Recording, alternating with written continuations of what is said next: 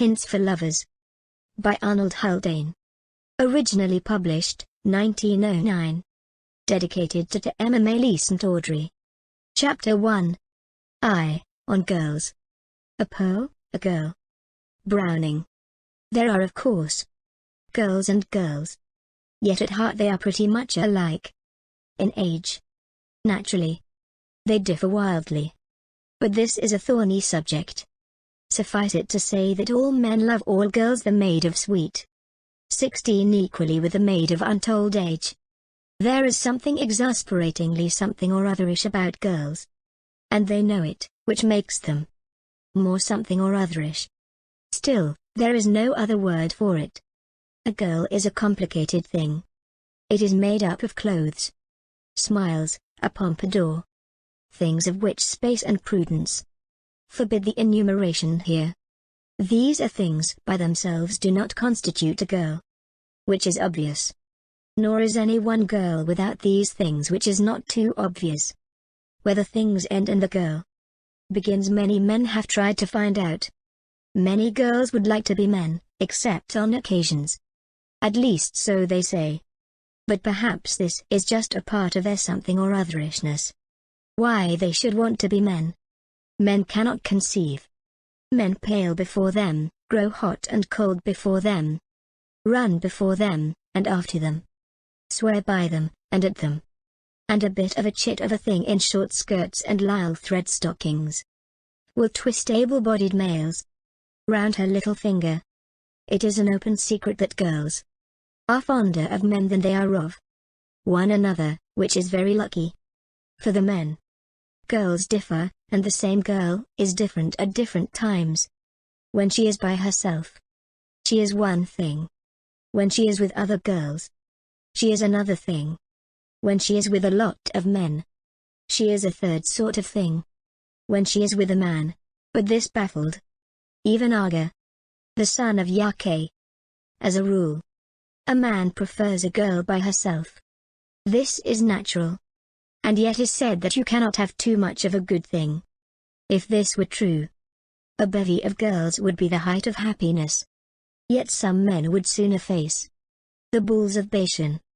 Some foolish men, probably poets, have sought for and asserted the existence of the ideal girl. This is sheer nonsense. There is no such thing. And if there were, she could not compare with the real girl. The girl of flesh and blood, which, as someone ought to have said, are excellent things in woman. Other men, equally foolish, have regarded girls as playthings. I wish these men had tried to play with them. They would have found that they were playing with fire and brimstone. Yet the veriest spitfire can be wondrous sweet. Sweet? Yes. On the whole, a girl is the sweetest thing known or knowable. On the six whole of this terrestrial sphere, nature has produced nothing more adorable than the high-spirited high-bred girl. Of this, she is quite aware, to our cost. I speak as a man. The consequence is, her price has gone up. And man has to pay high and pay all sorts of things, ices, sweets, champagne, drives, church-goings, and sometimes spot cash. Men are always wishing they knew all about girls. It is a precious good thing that they don't. Not that this is in any way disparaging to the girls. The fact is, a girl is an infinite puzzle. And it is this puzzle that, among other things, tickles the men and rouses their curiosity. What a man doesn't know about a girl would fill a Saratoga trunk. What does know about her would go into her workbox. The littlest girl is a little woman. No boy knows this, and precious few grown-up men. Thus, many a grown-up man plays with a girl, then finds himself in love with her. As to the girl, always the girl knows whether the play is leading. She probably chooses the game. Very late in life does a man learn the truth and significance of that ancient proverb, that kissing goes by favor. 4. The masculine mind is the slave of law and justice. Aphrodite never heard of law or justice. She was born at sea. That is to say, few are the men who at some time in their lives have not wondered at the vagaries of girlish complaisance. The foolish, the ne'er-do-well, the bully, the careless, the cruel. It is to these often that a girl's caress is given. And, curiously enough, that is, curiously enough as it seems to purblind, law-loving man, should the favored one be openly convicted, that alters not one whit his statue with the girl, for a girl, having given her heart, never recalls it not wholly. She may regret, she never recoils. In other words, to the man of her own free lawless choice a girl is always loyal to subsequent and subordinate attachments. She is dutiful.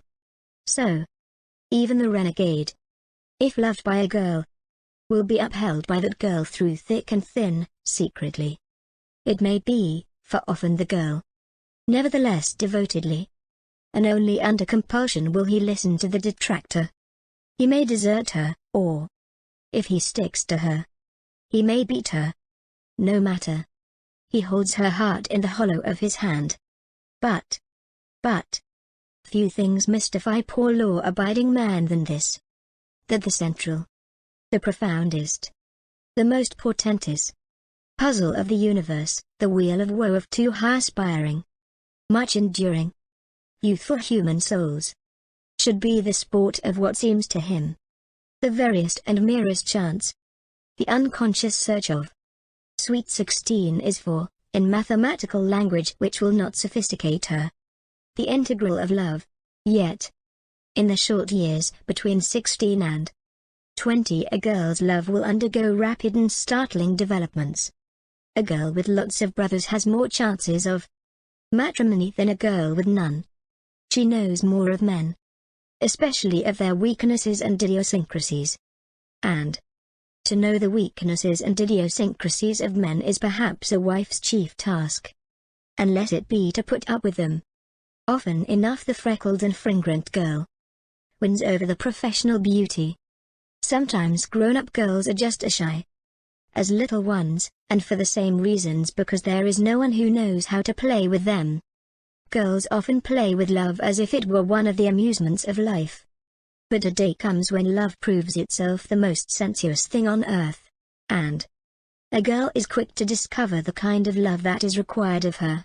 As a rule, many a girl who has been sore put to it to prove herself wholehearted.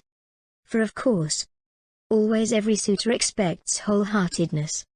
And this every girl instinctively knows, indeed, is not a half-hearted love, or a half-hearted acceptress of love. A contradiction in terms? A certain measure of the sophisticated or unsophistication of a youthful damsel may be found in her manner of receiving the attentions of a stranger in a station different from her own. Young women, themselves but rarely unsophisticated, view with a certain pitying sort of curiosity unsophisticatedness in men, and a young man's unsophisticatedness. It is a great delight to a woman to eradicate. Yet, a girl regards with complex emotions the man who has blossomed under the genial warmth of her rays. The flattery to own powers is counterbalanced by the evidence of a lack of power in him. A girl thinks she detects flippancy in seriousness. A woman thinks she detects seriousness in flippancy. What would be conduct decidedly risque in a city miss is often innocent playfulness in a country maid. Between the ages of 16 and 18, girls play with love as if it were a doll. Very soon after 20 they discover it is a dynamo. This is why an early and clandestine engagement often works more havoc than happiness. For either one of the parties to the concealed compact receives or pays attention which perturb the other, or a subsequent and acknowledged lover looks askance at the previous entanglement. Since even if a clandestine engagement, as is usually the case, is merely a flirtation with the emoluments which accompany a promise to marry, those emoluments are not nice things for a subsequent and avowed lover, whether masculine or feminine, to think upon.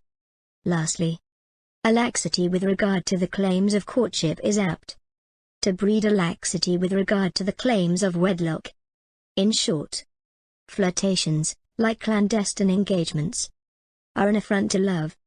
Accordingly, to the engagement ring should be attached as much importance as to the wedding ring. Indeed, a difficult and a delicate path it is that a girl has to tread through life, and often enough dangerous. Yet with extraordinary deftness she treads it.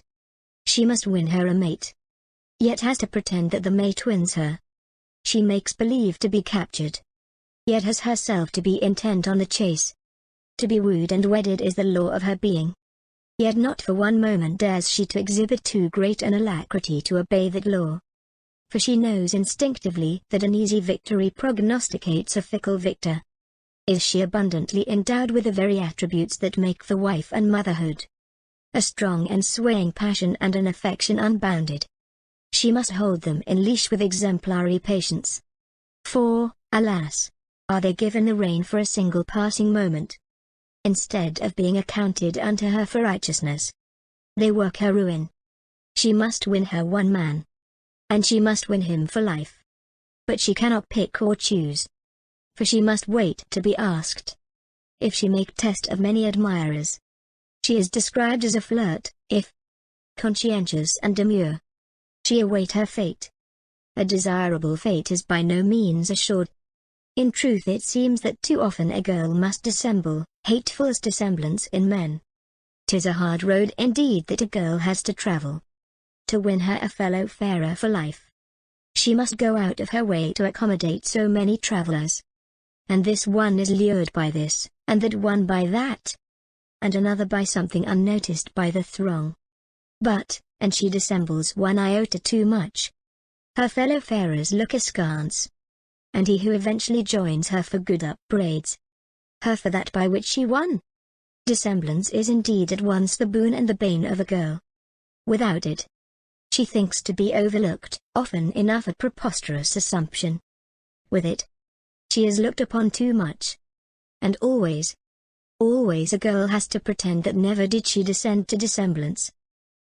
Which, nevertheless, is sometimes absolutely true, for just now and then there happens that miracle of miracles, where there flames up in the man, and there flames up in the maid. In both at once, unaided and unlooked for, the divine and supramundane spark which smoulders lambent in every youthful breast. When maid and man take mutual fire, at touch of hands and look of eyes, fire lit at that vestal altar, which knows no source and burns for aye. End of the chapter 1. Thank you.